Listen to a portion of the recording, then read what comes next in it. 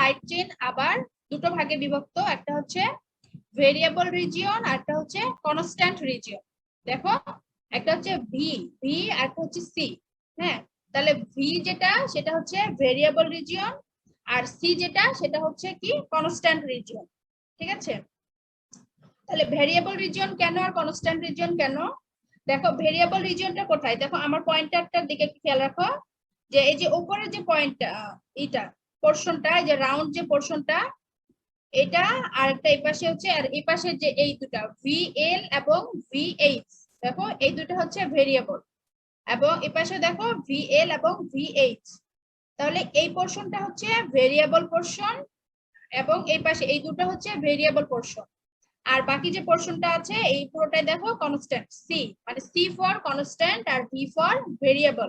ঠিক আছে, তাহলে কনস্ট্যান্ট রিজিয়নটা এটা হচ্ছে সেম থাকবে, কিন্তু ভেরিয়েবল রিজিয়নটা এটা দেখো যে পরিবর্তন হয়, এটাকে বলা হয় আবার অ্যান্টিজেন বাইন্ডিং সাইট। দেখো যে ভেরিয়েবল রিজিয়নটা এটাকে আবার কি বলা হয়, যে অ্যান্টিজেন বাইন্ডিং সাইট, এই সাইটটাতে অ্যান্টিজেন বাইন্ড হয়। তো এক একটা অ্যান্টিজেনের প্রপার্টিজ তো এক এক রকম, তাই না? যার কারণে কিন্তু এই রিজিয়নটাকে ভেরিয়েবল রিজিয়ন বলা হচ্ছে, যে এই রিজিয়নের প্রপার্টিজটা প্রত্যেকটার ক্ষেত্রে আলাদা আলাদা হবে। কিন্তু কনস্ট্যান্ট রিজিয়ন যেটা, এই কনস্ট্যান্ট রিজিয়নটা সেম, এটা হচ্ছে চেঞ্জ হয় না খুব একটা। তাহলে আমরা দুটো পার্ট পাচ্ছি, একটা হচ্ছে ভেরিয়েবল রিজিয়ন, কনস্ট্যান্ট রিজিয়ন, তারপরে হচ্ছে লাইট চেইন, আর একটা হচ্ছে হেভি চেইন। ঠিক আছে, আর এই লাইট চেইন আর এইগুলো দেখো যে এই চেইন গুলো কি দ্বারা এই থাকে, যুক্ত থাকে, এই যে এখানে দেখো এই যে এস, ঠিক আছে, এস হচ্ছে কি ডাইসালফাইড বন্ড। এই দেখো এটা যে ডাইসালফাইড বন্ড দ্বারা এই চেইন গুলো যুক্ত থাকে। তারপরে এখানে কিছু কার্বোহাইড্রেট রেসিডিউ থাকে। এইটাই যে আমরা যদি বেসিক স্ট্রাকচার দেখি, যে অ্যান্টিবডি কি, এটা এক ধরনের প্রোটিন, যেটা ওয়াই শেপ প্রোটিন, যেটা কি থাকবে, দুটো রিজিয়ন থাকে, একটা হচ্ছে কনস্ট্যান্ট রিজিয়ন, একটা হচ্ছে ভেরিয়েবল রিজিয়ন, এবং আরেকটা হচ্ছে একটা লাইট চেইন থাকে, দুটো চেইন, একটা হচ্ছে লাইট চেইন আর একটা হচ্ছে হেভি চেইন। ঠিক আছে, আমরা ফিগারটা একটু দেখে আমরা বুঝতে পারবো যে স্ট্রাকচার হচ্ছে এটাই। আরেকটা জিনিস যে অ্যান্টিবডি দেখো যে কিছু সাব ক্লাস থাকে। হ্যাঁ, যে যেমন অ্যান্টিবডির হচ্ছে আইজিএ, এগুলো কিছু নামকরণ থাকে, যে আইসোটাইপ বা 5 ক্লাস থাকে কিছু, যেমন আইজি ফর কি ইমিউনোগ্লোবুলিন বা অ্যান্টিবডি। তাহলে immunoglobulin A D G E M, হ্যাঁ এই পাঁচটা হচ্ছে তোমার ম্যামালের ক্ষেত্রে থাকে। আর ফিশের ক্ষেত্রে তিনটা ক্লাস থাকে, একটা হচ্ছে আইজিএম ডি এবং আইজিটি। এই তিনটা হচ্ছে, এই তিনটা সাব ক্লাস আছে মানে অ্যান্টিবডি, সেই সাব ক্লাস হচ্ছে তিনটা হচ্ছে ফিশের ক্ষেত্রে তিনটা থাকে, আর ম্যামালের ক্ষেত্রে তোমার এরকম পাঁচটা থাকে। তাহলে এই যে আইজিডিএম এগুলো মানে এটা, এটার পার্থক্যটা হচ্ছে দেখো, এগুলো এক একটা হচ্ছে স্ট্রাকচারটা এক এক রকম, কোনটা হচ্ছে মনোমার থাকে, দেখো যে কোনটা মনোমার, কোনটা পলিমার, আবার কোনটা হচ্ছে পেন্টামার, এরকম মানে স্ট্রাকচারের উপর বেসিস করে এগুলো হচ্ছে ভেরিয়েশনটা হয়ে থাকে। দেখো যে পেন্টামার মানে কি, দেখো যে পাঁচটা করে, আবার এই যে ডাইমার মানে দুটো করে এই থাকে, চেইন থাকে। তো এরকম আবার হচ্ছে এটা আরেকটা বেসিক পার্থক্য থাকে, যে তোমার যে হেভি চেইনের কেমিক্যাল প্রপার্টিজ বা ফিজিকো কেমিক্যাল কিছু প্রপার্টিজ এর একটু ভেরিয়েশন থাকে, যার কারণে তোমার এই যে আইজিজি, আইজিএ, ডিই এই সাব ক্লাস গুলো চলে আসে। ঠিক আছে, যে আমরা বেসিক স্ট্রাকচারটা দেখলাম এবং কিছু সাব ক্লাস দেখলাম, যে ফিশের ক্ষেত্রে আমরা তিনটা সাব ক্লাস পাই এবং ম্যামালের ক্ষেত্রে পাঁচটা সাব ক্লাস। তো এই সাব ক্লাস গুলো নামকরণ করা হয়, যেমন এ ডি জি, এগুলো এগুলো নামকরণ করা আছে।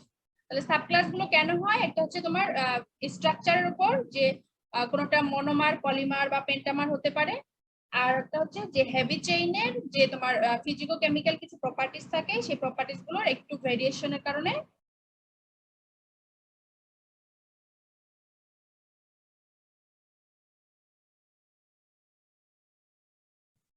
এই চেইন গুলো চলে আসে। শোনা যাচ্ছে আমাকে? জি ম্যাম। আচ্ছা, আমাকে এখানে অডিও সেটিং করতে হবে। আচ্ছা ঠিক আছে, তাহলে আমরা কি দেখলাম, যে অ্যান্টিবডি কি, অ্যান্টিবডির স্ট্রাকচার আমরা একটু দেখলাম। হ্যাঁ, এখন আমরা দেখবো যে অ্যান্টিবডি কিভাবে তৈরি হয়, যে অ্যান্টিবডি যে প্রোডাক্ট আমরা লার্নিং অবজেক্টিভসে দেখেছিলাম, আমরা কি দেখবো যে অ্যান্টিবডি প্রোডাকশন মেকানিজম, ঠিক আছে, যে অ্যান্টিবডি কিভাবে তৈরি হচ্ছে। আমরা যদি একটু ব্যাকে যাই, তোমরা গত ক্লাসে পড়ে থাকবা যে আমি লিম্ফোসাইট পড়িয়েছিলাম, বি লিম্ফোসাইট এবং টি লিম্ফোসাইট, মনে আছে? জি ম্যাম। হ্যাঁ, তাহলে বি লিম্ফোসাইট কি বলেছিলাম যে বি লিম্ফোসাইট, টি লিম্ফোসাইট এগুলো সম্পর্কে, যে বলো দেখি কে বলতে পারবা? এগুলো তৈরি হয় কোথায় এবং ম্যাচিউর হয় কোথায় বলো দেখি। ম্যাম, বি লিম্ফোসাইটটা হচ্ছে বোন ম্যারোতে তৈরি হয় আর ম্যাচিওরও হয় বোন ম্যারোতে। হ্যাঁ আর টি লিম্ফোসাইটটা বোন ম্যারোতে তৈরি হয় আর ম্যাচিওর হয় থাইমাসে। হ্যাঁ, ঠিক আছে। তাহলে আমাদের কিন্তু স্পেসিফিক এর ক্ষেত্রে আমরা এই বি লিম্ফোসাইট এবং টি লিম্ফোসাইট এদের ফাংশন দেখব। এখন যদি আমরা বলি যে অ্যান্টিবডি কিভাবে তৈরি হচ্ছে, তাহলে আমাদের ওই রিকলে বা ব্যাকে যেতে হবে যে বি লিম্ফোসাইটটা, ঠিক আছে। তাহলে আমরা জানি যে বি লিম্ফোসাইট কি বোন ম্যারোতে তৈরি হয় অথবা এর যে সিমিলার যে অর্গান আছে কিডনি সেখানে তৈরি হয় এবং ম্যাচিউর হয় সেই জায়গাতেই। তাহলে ম্যাচিউর বি লিম্ফোসাইট, ঠিক আছে, যখন কোনো অ্যান্টিজেন বি লিম্ফোসাইটের সংস্পর্শে আসে, মিউট প্লিজ।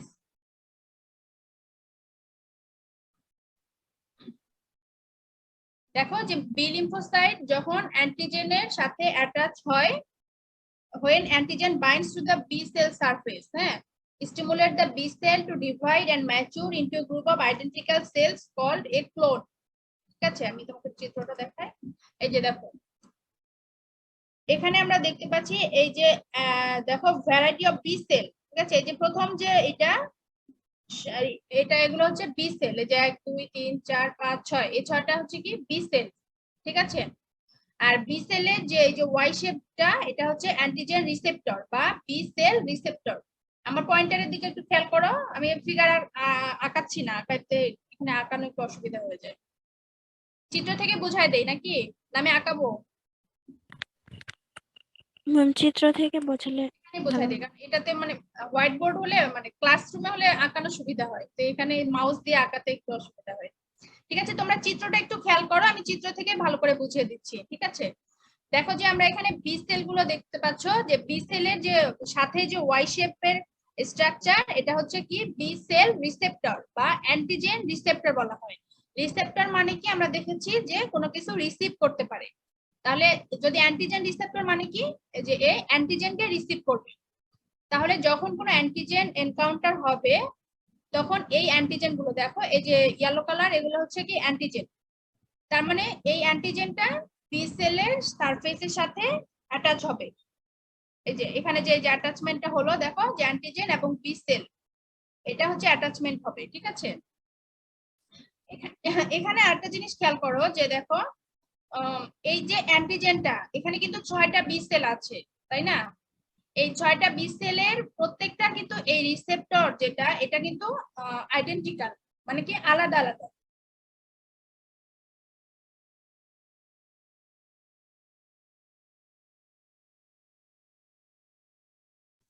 সরি, আমি মিউট করে দিচ্ছি। দেখো এই যে বি সেলের যে রিসেপ্টর গুলো আছে, এই রিসেপ্টর গুলো কিন্তু প্রত্যেকটা বি সেলের রিসেপ্টর আলাদা আলাদা থাকবে। তার মানে এটার জন্য অ্যান্টিজেন আলাদা হবে, আবার এই বি সেলের জন্য অ্যান্টিজেন আলাদা হবে, এই বি সেলের জন্য অ্যান্টিজেন আলাদা হবে, ঠিক আছে। তাহলে যে অ্যান্টিজেনটা আসবে, সেই অ্যান্টিজেন যে বি সেলের সাথে অ্যাটাচ করতে পারবে, এই দুটো কিন্তু ফিক্সড, যে এই অ্যান্টিজেনটা শুধুমাত্র এই বি সেলের সাথেই অ্যাটাচ করতে পারবে, এ কিন্তু অন্য বি সেলের সাথে অ্যাটাচ করতে পারবে না, ঠিক আছে, ক্লিয়ার? জি স্যার। জি ম্যাম।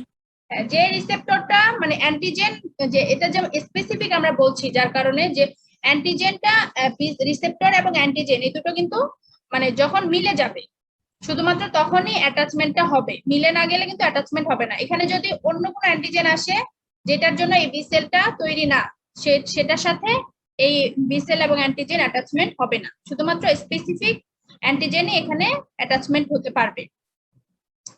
তাহলে কি হবে, যে অ্যান্টিজেন এবং বি সেল যখন অ্যাটাচমেন্ট হবে, তখন এই যে বি সেলটার সাথে অ্যাটাচ হলো, এই বি সেলটা কি হবে, প্রলিফারেশন হবে, ঠিক আছে। যে বি সেলটা একটা বি সেল থেকে দুটো তিনটা চারটা এরকম করে মানে সংখ্যা বৃদ্ধি পেতে থাকবে এই বি সেলে। ঠিক আছে, কোন বি সেল? যে বি সেলের সাথে অ্যান্টিজেনটা অ্যাটাচ হয়েছে। এই বাকি 5টা যে বি সেল আছে এরা কিন্তু প্রলিফারেশন হবে না। ঠিক আছে, শুধুমাত্র এই একটা যেটার সাথে অ্যান্টিজেনটা অ্যাটাচ হয়েছে শুধুমাত্র সেই বি সেলটাই প্রলিফারেশন হবে। দেখো তারপরে কি হবে, এই প্রলিফারেশন হওয়ার পর এটা যখন সংখ্যা অনেক বেড়ে যাবে তখন এটাকে যে দেখো ক্লোন বলা হয়, এটাকে ক্লোন অফ প্লাজমা সেল। ঠিক আছে, এই যে এই বি সেলটা থেকে কিন্তু এটার ক্লোনাল যে প্রলিফারেশন আমরা বলি, যে এই প্রলিফারেশনটা হচ্ছে যে একটা থেকে দুটো, দুটো থেকে চারটা এভাবে হইতে থাকবে। হ্যাঁ, এভাবে অসংখ্য বি সেল তৈরি হবে। তাহলে এই যে বি সেলটা তৈরি হচ্ছে এই বি সেলটাকে বলা হয় কি প্লাজমা সেল। দেখো এটাকে এই বি সেলটা যখন ম্যাচিওর হবে তখন এটাকে বলা হয় প্লাজমা সেল। দেখো ক্লোন অফ প্লাজমা সেল। ঠিক আছে, এই একটা বি সেল থেকে ক্লোন হতে হতে কিন্তু অনেকগুলো বি সেল তৈরি হবে এবং এই যে ক্লোনাল যে বি সেল গুলো এগুলোকে আমরা বলি কি প্লাজমা সেল। ঠিক আছে, তারপর দেখো এই যে প্লাজমা সেল থেকে কি হচ্ছে, যে অ্যান্টিবডি সিক্রেটেড ইনটু সার্কুলেশন। যে এই প্লাজমা সেল গুলো থেকে এই দেখো অ্যান্টিবডি তৈরি হচ্ছে, যে ওয়াই শেপ, যে অনেকগুলো অ্যান্টিবডি গুলো তৈরি হচ্ছে কোথায়, যে ব্লাড স্ট্রিমে।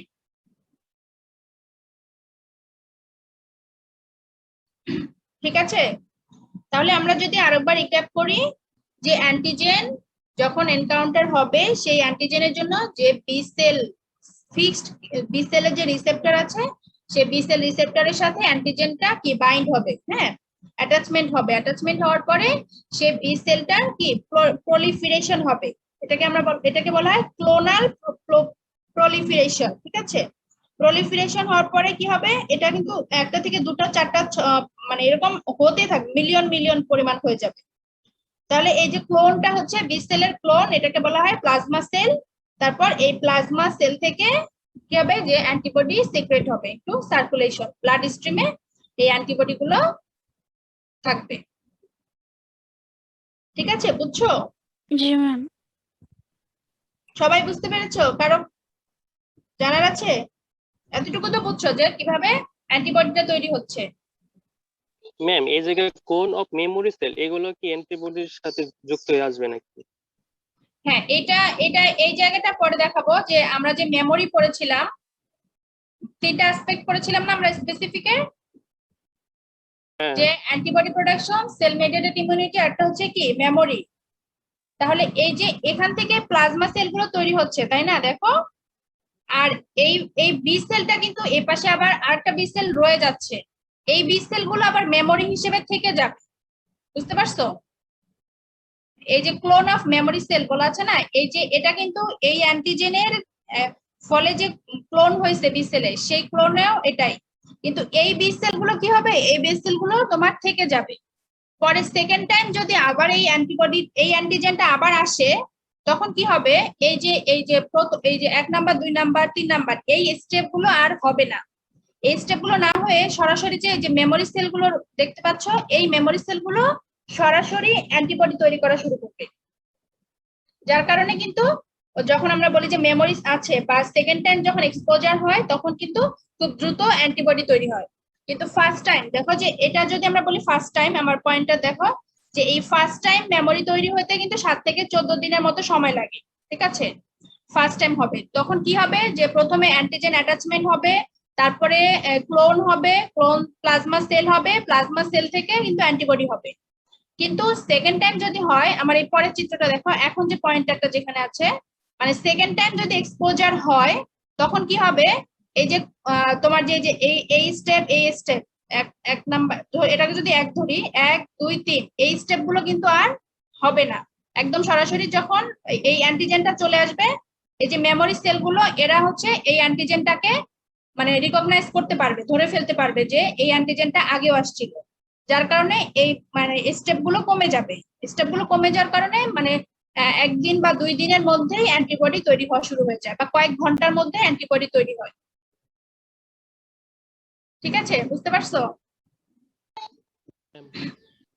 যে মেমোরি যে ফাংশনটা সেটা হচ্ছে এটা, মানে কিছু বি সেল তোমার প্লাজমা সেল হিসেবে থাকবে এবং অ্যান্টিবডি তৈরি করবে, কিন্তু কিছু ক্লোনের বি সেলের যে ক্লোনটা আছে সেই clonal B cell memory cell হিসেবে বডিতে থেকে যাবে, ঠিক আছে, বডিতে থাকবে এবং সেকেন্ড টাইম যখন সেম অ্যান্টিজেনের এক্সপোজার হবে তখন এই মেমোরি সেলগুলো থেকে আবার অ্যান্টিবডি তৈরি করা শুরু করবে এবং তখন কম সময় লাগবে। প্রথমবার সময় বেশি লাগবে কিন্তু দ্বিতীয়বার সময় কম লাগবে।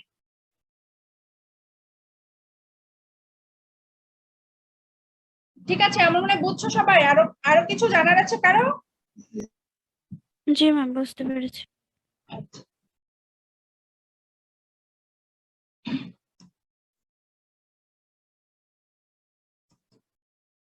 ওকে, আমরা অ্যান্টিবডির দেখলাম যে কিভাবে তৈরি হয় অ্যান্টিবডি।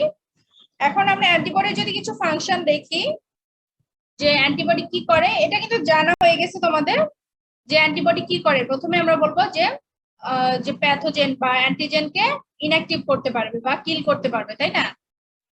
তারপর আছে কি নিউট্রালাইজেশন যেটা, তারপর আছে অপসোনাইজেশন, এটাও তোমাদের আগেরই জানা আছে যে আমরা অপসোনাইজেশনে কি পড়েছিলাম যে অ্যান্টিজেনের সাথে যদি অ্যান্টিবডি থাকে, তাই না, তাহলে কি হবে, ফ্যাগোসাইটোসিস প্রসেসটা দ্রুত হয়ে যাবে।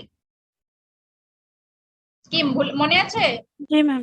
অপসোনাইজেশন যে পড়েছিলাম যে আমরা বলেছিলাম যে অ্যান্টিজেনের সাথে কিছু স্পাইসিস থাকে যেমন অ্যান্টিবডি অথবা কমপ্লিমেন্ট ফ্র্যাগমেন্ট, এগুলো যদি থাকে তাহলে ফ্যাগোসাইটোসিস প্রসেসটা খুব দ্রুত হয়। তারপর একটা দেখেছিলাম যে কমপ্লিমেন্ট অ্যাক্টিভেশন, আমরা যখন কমপ্লিমেন্ট করেছিলাম তখন দেখেছিলাম কি যে ক্লাসিক্যাল যে পাথওয়েটা আমরা বলেছিলাম সেটা কিন্তু কি অ্যান্টিবডি এবং অ্যান্টিজেন বাইন্ডিং এর ফলে ক্লাসিক্যাল যে পাথওয়েটা সেটা অ্যাক্টিভেট হয়, ঠিক আছে। আবার দেখো যে যে আইজিজি এবং আইজিএম এরা কি করে কমপ্লিমেন্ট অ্যাক্টিভেশনে কি রোল প্লে করে, এরা হচ্ছে অ্যান্টিবডির সাথে যুক্ত থাকলে কমপ্লিমেন্ট অ্যাক্টিভেশনটা খুব দ্রুত হবে। এটা কিন্তু জানা যে অ্যান্টিবডি ফাংশনটা কি আমরা জানি, জাস্ট একটু ফর্মালি বলা আর কি, যে নিউট্রালাইজেশন, অপসোনাইজেশন এবং কমপ্লিমেন্ট অ্যাক্টিভেশন। আমরা যে ক্লাসিক্যাল পাথওয়ে দেখেছিলাম যে কমপ্লিমেন্টের ক্লাসিক্যাল পাথওয়েটা অ্যাক্টিভ হয় অ্যান্টিবডি থাকলে।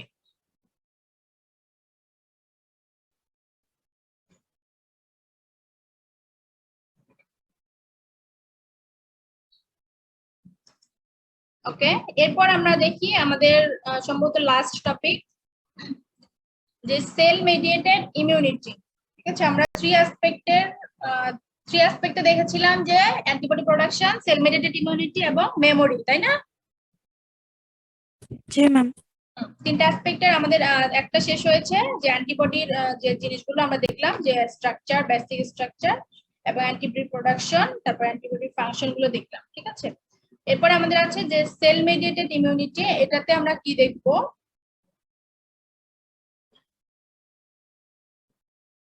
এখানে দেখো যে আমরা দেখবো যে আমরা কিন্তু বি সেল, বি লিম্ফোসাইট বা বি লিম্ফোসাইটের যে ফাংশনটা দেখলাম যে অ্যান্টিবডি প্রোডাকশনে ভূমিকা পালন করে, ঠিক আছে। আর তাহলে টি লিম্ফোসাইট কি রোল প্লে করছে, আমরা এখানে দেখবো যে সেল মেডিয়েটেড ইমিউনিটিটা মেইনলি হচ্ছে টি লিম্ফোসাইটের যে ফাংশনটা সেটা। দেখো আমরা টি লিম্ফোসাইটে দু ধরনের লিম্ফোসাইট দেখেছিলাম, মনে আছে কিনা? একটা হচ্ছে কি, দুটো কি কি দেখেছিলাম বলো দেখি। টি লিম্ফোসাইট দুটো, সাইটোটক্সিক টি সেল আর হেল্পার টি সেল।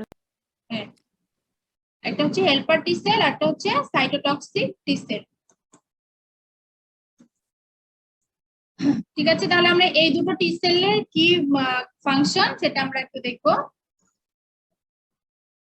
যে হেল্পার টি সেল যদি আমরা বলি, যে হেল্পার এর নামটা থেকে আমরা একটু জানি যে এ হচ্ছে কি হেল্প করবে, কি হেল্প করবে দেখো, যে অ্যাক্টিভেট ম্যাক্রোফেজ, আচ্ছা induce formation of cytotoxic T sell, ঠিক আছে, সাইটোটক্সিক টি সেল কে ফাংশনে হেল্প করে। তারপর হচ্ছে বি সেল কে অ্যান্টিবডি প্রোডাকশনে হেল্প করে। তারপর আছে অ্যাক্টিভেট ম্যাক্রোফেজ, ম্যাক্রোফেজ কেও অ্যাক্টিভ করতে পারে। আবার কি করে, recognise antigen on the surface of antigen presenting cells অথবা ম্যাক্রোফেজ, যে ম্যাক্রোফেজে যদি অ্যান্টিজেন থাকে সেই অ্যান্টিজেনটাকে এই হেল্পার টি সেল রিকগনাইজ করতে পারে।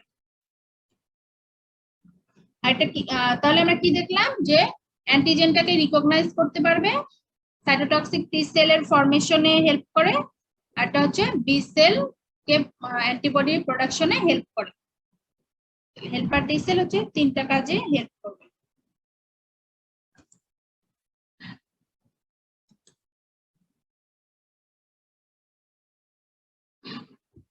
দেখো এখানে ফিগারটা একটু আমি বুঝিয়ে দিই।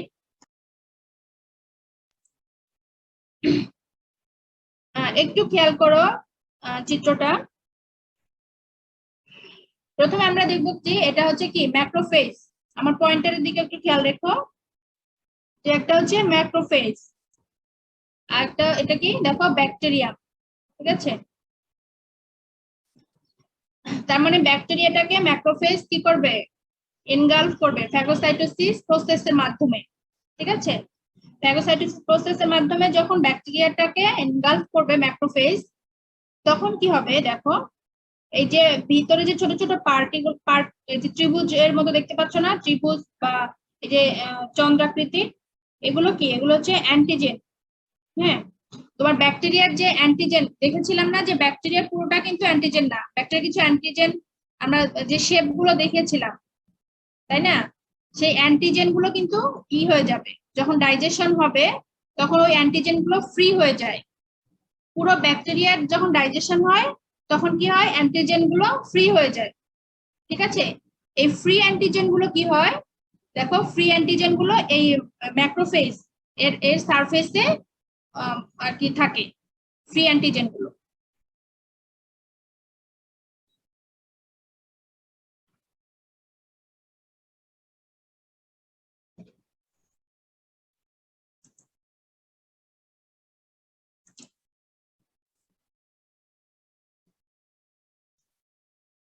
দেখো এটা যদি ম্যাক্রোফেজ হয়, এটা ব্যাকটেরিয়া, হ্যাঁ ব্যাকটেরিয়া কিছু অ্যান্টিজেন আছে আমি বলেছিলাম না, এই যে এগুলো অ্যান্টিজেন মনে করো, হ্যাঁ। তাহলে ম্যাক্রোফেজ কি করবে, ব্যাকটেরিয়াটাকে এনগালফ করবে। এনগালফ করার পরে কি হবে, এই যে ম্যাক্রোফেজের সারফেসে এই অ্যান্টিজেন গুলো থাকবে। সরি,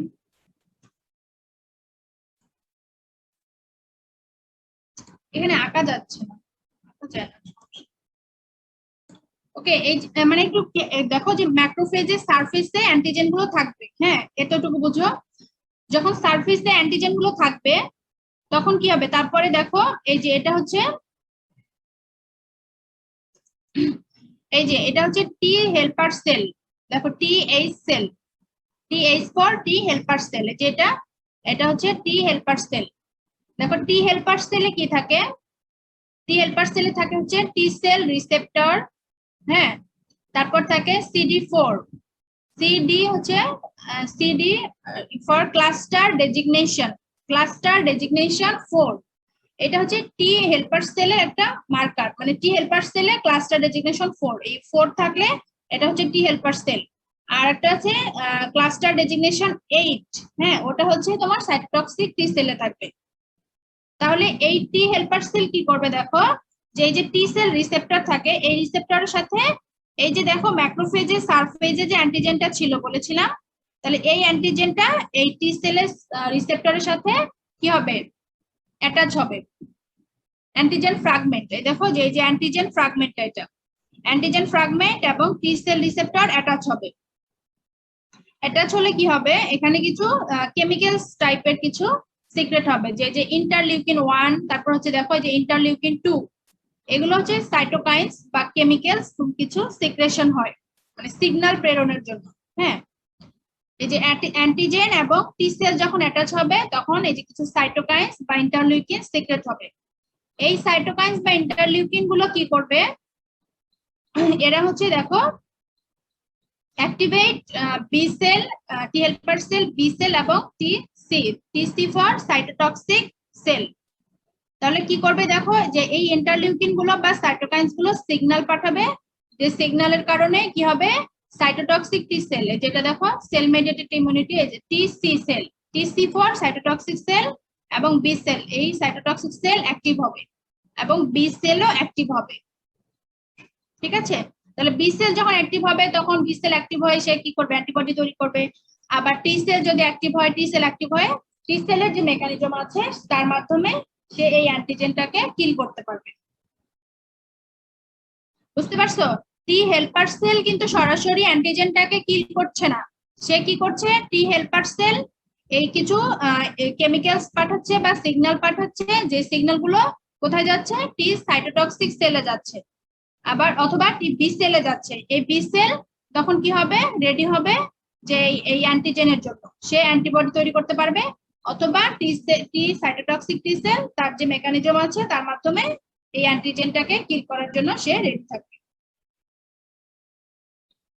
তাহলে আমি আবার যদি বলি, দেখো যে টি হেল্পার সেলের ফাংশনটা কি এখানে, প্রথমে কি হবে যে অ্যান্টিজেন প্রেজেন্টিং সেল বা ম্যাক্রোফেজ, এই ম্যাক্রোফেজ কি করবে, ব্যাকটেরিয়াটাকে ডাইজেস্ট করবে। ডাইজেস্ট করার ফলে যে ব্যাকটেরিয়ার যে অ্যান্টিজেন গুলো আছে এই অ্যান্টিজেন গুলো কিন্তু ডাইজেস্ট হবে না, এটা খেয়াল রেখো যে অ্যান্টিজেন গুলো সবসময় ডাইজেস্ট হয় না, হয়তো কিছু অ্যান্টিজেন ডাইজেস্ট হয় কিন্তু কিছু অ্যান্টিজেন যেগুলো একটু স্ট্রং টাইপের সেই অ্যান্টিজেন গুলো ডাইজেস্ট হবে না, সেগুলো রয়ে যাবে। এগুলো কোথায় থাকবে, যে ম্যাক্রোফেজের সারফেসে থাকে। এই সারফেসে থাকার ফলে কি হয়, দেখো সারফেসে থাকার ফলে যে টি হেল্পার সেল যে আছে, এই টি হেল্পার সেল এই সারফেসের যে অ্যান্টিজেনটা আছে এই অ্যান্টিজেনের সাথে অ্যাটাচ হতে পারে। হ্যাঁ, টি হেল্পার সেল যখন অ্যাটাচ হবে তখন টি হেল্পার সেল কিন্তু নিজেই অ্যান্টিজেনটাকে কিল করতে পারছে না, তাহলে এ কি করছে, দেখো যে কিছু সাইটোকাইনস রিলিজ করছে বা কিছু ইন্টারলিউকিনস রিলিজ করছে, মানে এগুলো কেমিক্যাল সিগন্যাল আর কি। এই কেমিক্যাল সিগন্যাল গুলো রিলিজ করার ফলে কি হবে, টি সাইটোটক্সিক সেল অ্যাক্টিভ হবে এবং বি সেল অ্যাক্টিভ হবে।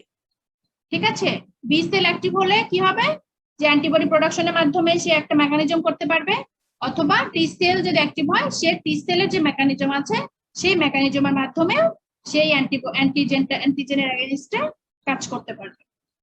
এতটুকু হচ্ছে কি আমরা দেখলাম যে টি হেল্পার সেলের যে মেকানিজমটা, টি হেল্পার সেলের ফাংশনটা।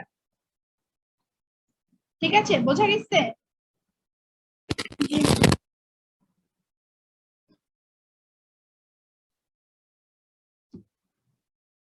বুঝছো, সবাই বুঝছো? কারো কিছু জানা বোঝার না বুঝলে বলো, আমি আবার বুঝাবো।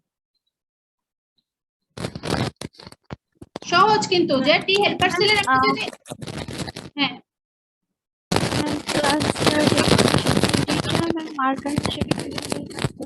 শোনা যাচ্ছে না তোমার কথা, জোরে বলো একটু। CD4 ক্লাস্টার ডেজিগনেশন,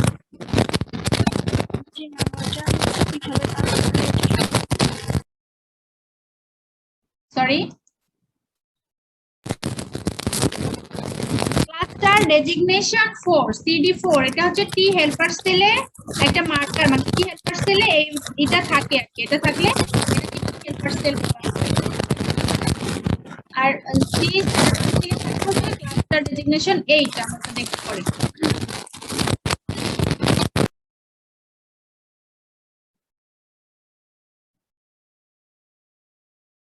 ঠিক আছে, সবাই বুঝছো? টি হেল্পার সেলের ফাংশনটা তো বুঝছো? ম্যাম ম্যাম তাহলে অ্যান্টিজেনকে মারবে সবসময় সাইটোটক্সিক টি সেল? হ্যাঁ, অ্যান্টিজেন তো বিভিন্ন ভাবেই অ্যাটাক করতে পারে, তোমার টি সেল সাইটোটক্সিক অ্যাটাক করতে পারে, আবার অ্যান্টিবডি তৈরি হয়ে বি সেল অ্যান্টিবডি তৈরি করতে পারে, বিভিন্ন ভাবে অ্যাটাক করতে পারে। কিন্তু হেল্পার সেলের ফাংশনটা হচ্ছে টি সেলকে ই করা, অ্যাক্টিভ করা। এখানে যে হেল্পার সেলের যে ফাংশনটা সেটা দেখাচ্ছি। ঠিক আছে, যে cytotoxic clear sell ma'am. Active করে এবং বি সেলকে অ্যাক্টিভ করে। এরপর আমরা দেখি যে সাইটোটক্সিক, তাহলে সাইটোটক্সিক টি সেলের ফাংশনটা কি বা সে কিভাবে ফাংশন করে। দেখো সাইটোটক্সিক টি সেল হচ্ছে capable of lysing foreign cells or infected cells by a mechanism depending upon the physical contact between T cell and target cell. তাহলে লাইসিং ফরেন সেলস, ঠিক আছে, যে ফরেন সেল গুলোকে সে সরাসরি লাইসিস করে দিতে পারে। কিভাবে লাইসিস করে, দেখো release protein called perforin which forms a pore in target cell। আমি চিত্র দেখাই, দেখো, আর এই চিত্রটা এটা লাস্ট, এটা দেখলে শেষ। এখানে আমরা দেখবো যে সাইটোটক্সিক টি সেলের ফাংশনটা কি। হ্যাঁ, চিত্রটা একটু খেয়াল করো তোমরা। যদি আমি চিত্রগুলো নিজে এঁকে দিলে বেশি ভালো হতো, মাউস দিয়ে আসলে আঁকানোটা অনেক কষ্ট হয়ে যায়, বুঝছো? যার কারণে আমি এখান থেকে বুঝাই দিচ্ছি, একটু খেয়াল রেখো চিত্রটার দিকে। দেখো এখানে প্রথমে আমরা দেখতে পাচ্ছি একটা ইনফেক্টেড সেল। হ্যাঁ, এটা হচ্ছে একটা ইনফেক্টেড সেল। তারপর এর নিচে যে দেখো টি সেল, এই যে এটা হচ্ছে টি সেল। তাহলে ইনফেক্টেড সেল এবং টি সেল, ইনফেক্টেড সেল এবং টি সেল অ্যাটাচমেন্ট হবে, ঠিক আছে? যে অ্যান্টিজেন ফ্র্যাগমেন্ট থাকবে, টি সেল রিসেপ্টর, তারপর হচ্ছে যে CD8 যেটা বললাম যে ক্লাস্টার ডেজিগনেশন 8, এটা হচ্ছে টি সেল, সাইটোটক্সিক টি সেলে থাকবে। তাহলে এইসব কিছু এগুলো হচ্ছে তোমার এক একটা প্রপার্টিস। হ্যাঁ, এগুলো থাকে, এগুলোর মেকানিজম আরো হাই হাই লেভেল, যেগুলো আমরা মাস্টার্সে পড়াবো। এখন তোমাদের এত ডিটেলস যে যাচ্ছি না আমরা, CD8 কি, এটার ফাংশন কি, এত কিছু যাচ্ছি না। জাস্ট একটু জেনে রাখো যে ক্লাস্টার ডেজিগনেশন 8 এটা হচ্ছে সাইটোটক্সিক টি সেলে থাকে। তাহলে আমরা দেখতে পাচ্ছি কি যে টি সেল, আর দেখো যে পারফোরিন। হ্যাঁ, টি সেলের ভিতরে একটা প্রপার্টিস আছে যে পারফোরিন। তাহলে কি হচ্ছে দেখো, T cell binds to infected cell. প্রথমটা হচ্ছে কি যে টি সেল, টিসি, হ্যাঁ টিসি ইনফেক্টেড সেলের সাথে বাইন্ড হবে। ইনফেক্টেড সেলের সাথে বাইন্ড হলে কি হবে দেখো, যে perforin makes pores in infected cells membrane. এই যে টি সেলের ভিতরে আমরা কি দেখলাম, যে পারফোরিন নামে একটা প্রোটিন থাকে। হ্যাঁ, তাহলে এই প্রোটিনটা কি করে, যে ইনফেক্টেড সেলটাকে, ইনফেক্টেড সেলের মধ্যে পোর তৈরি করতে পারে। দেখো এই যে পোর, হ্যাঁ perforin makes pore in infected cell. তাহলে যখন সেল ইনফেক্টেড সেলের মধ্যে পোর তৈরি করবে, তাহলে ইনফেক্টেড সেলটা কি হবে, ions and water enters the cell via pore. ঠিক আছে, এই পোরের মাধ্যমে তোমার কি হবে, সেলের যে ইন্টিগ্রিটিটা বা সেলের মধ্যে ওয়াটার, আয়ন, বিভিন্ন এগুলো কিছু প্রবেশ করবে বা সেলের ইন্টিগ্রিটিটা নষ্ট হয়ে যাবে। যার কারণে কি হবে, যে ইনফেক্টেড সেলটা লাইসিস হয়ে যাবে। ঠিক আছে, যে পারফোরিনের এমন একটা মানে মেকানিজম যে সে পোর তৈরি করতে পারে, আর যে পোরগুলোর মাধ্যমে বিভিন্ন আয়ন ওয়াটারের ইমব্যালেন্স হবে সেলে, যার কারণে কি হবে, যে ইনফেক্টেড সেলটা লাইসিস হয়ে যাবে। ঠিক আছে, এটা কিন্তু খুবই সহজ, বেশি কঠিন না, সবই সহজ। প্রথমবার তো ওই জন্য একটু কঠিন লাগবে, কিন্তু একটু সাথে পড়লে দেখবা যে তখন আর কঠিন লাগবে না, সহজ লাগবে। তাহলে দেখো অ্যান্টিজেন এবং টি সেল এবং ইনফেক্টেড সেল যখন অ্যাটাচমেন্ট হবে, এবং টি সেলের মধ্যে পারফোরিন নামে যে প্রোটিন থাকে, সেই প্রোটিন ইনফেক্টেড সেলটাকে লাইসিস করতে, ইনফেক্টেড সেলে পোর তৈরি করবে। হ্যাঁ, পোর তৈরি করে দিলে যে আয়ন এবং ওয়াটারের যে ইমব্যালেন্স বা এটা আছে সেলের, সেটা নষ্ট হয়ে যাবে। নষ্ট হওয়ার পরে কি হবে, ইনফেক্টেড সেল লাইসিস হয়ে যাবে। ম্যাম, ইনফেক্টেড সেল লাইসিস হয়ে যাবে, তবে এটা কি রিকভারি করার সিস্টেম না, একবারে মানে শেষ হয়ে যাবে তাহলে? তার ইনফেক্টেড সেলটা যখন লাইসিস হয়ে যাবে, তখন তো তোমার অ্যান্টিজেন গুলোও সাথে হয়ে যাবে, ডিস্ট্রয় হয়ে যাবে। তাহলে তোর অ্যান্টিজেন গুলো থাকতেছে না। আচ্ছা, তাই না? আর আর কি বলছো?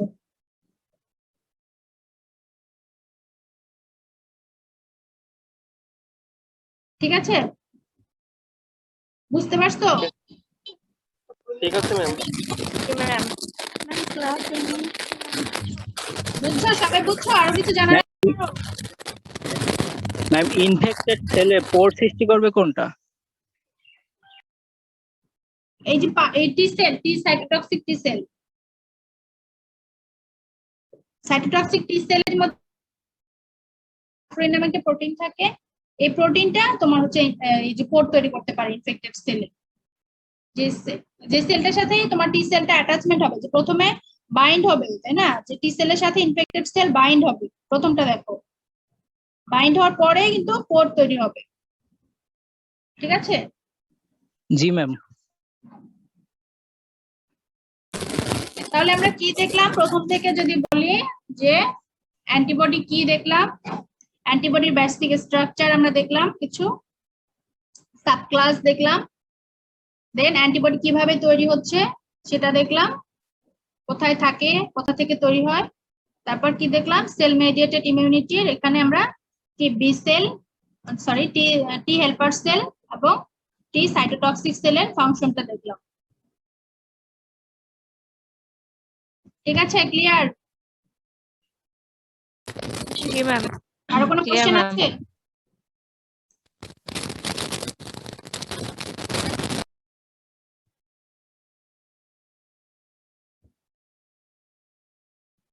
কারো কোনো কোশ্চেন নেই, তার মানে সবই বুঝছো। একটু বই থেকে পড়ো, বইটা একটু পড়িও। আর শীট দিব, তবে আমি কিন্তু বলেছি শীটের সুবিধা অসুবিধা, ঠিক আছে, এটা মাথায় রেখো। আর অনলাইন এক্সাম যদি হয় তাহলে তো আরো। বই থেকে একটু পড়ে নিও, বইটা পড়লে আর একটু ক্লিয়ার হবে। হ্যাঁ, শীট করলে কিন্তু ক্লিয়ার হবে না। শীট করলে যে আমি যতটুকু কথা বললাম, যা বললাম এতটুকুই পাবা, এর বেশি কিন্তু আর কিছু নাই শীটে।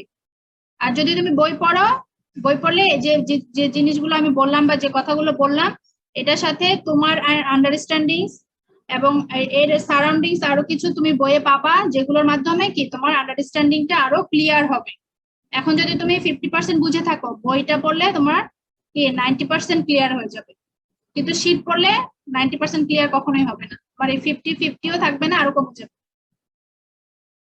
ঠিক আছে, বলছি যে সবসময় চেষ্টা করবা যে একটু বেসিক বইগুলো পড়া, সব সাবজেক্টে, শুধু আমার সাবজেক্টের ক্ষেত্রে বলছি না, ঠিক আছে, অন্যান্য যত সাবজেক্টই আছে কাইন্ডলি একটু চেষ্টা করবা যে বই, মানে বেসিক বই বা স্যাররা যেটা রেফার করে সেরকম কোনো বই একটু হলেও রিডিং করার। ঠিক আছে, তাহলে দেখবা যে আন্ডারস্ট্যান্ডিং গুলো অনেক ভালো হবে, অনেক ক্লিয়ার হবে এবং এগুলো লং লাস্টিং হবে। যদি শুধু শীট করো, এটা কখনোই তোমার লং লাস্টিং হবে না। শীট করলে পরীক্ষা যেদিন দিবা তার পরের দিনে সব ভুলে যাবা, পরীক্ষার পরের দিনে আর কিছু বলতে পারবা না। কোনোদিন এটা শীট কখনো লং লাস্টিং হয় না। ঠিক আছে, আর যদি তুমি বই পড়ো, এটা তোমার লং লাস্টিং, মানে আজীবনই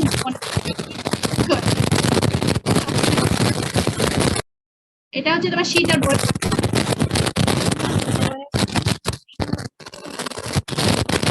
আজকে তাহলে এই পর্যন্তই। আল্লাহ হাফেজ, ভালো থাকো সবাই। আসসালামু আলাইকুম ম্যাম। আসসালামু আলাইকুম। আসসালামু আলাইকুম ম্যাম।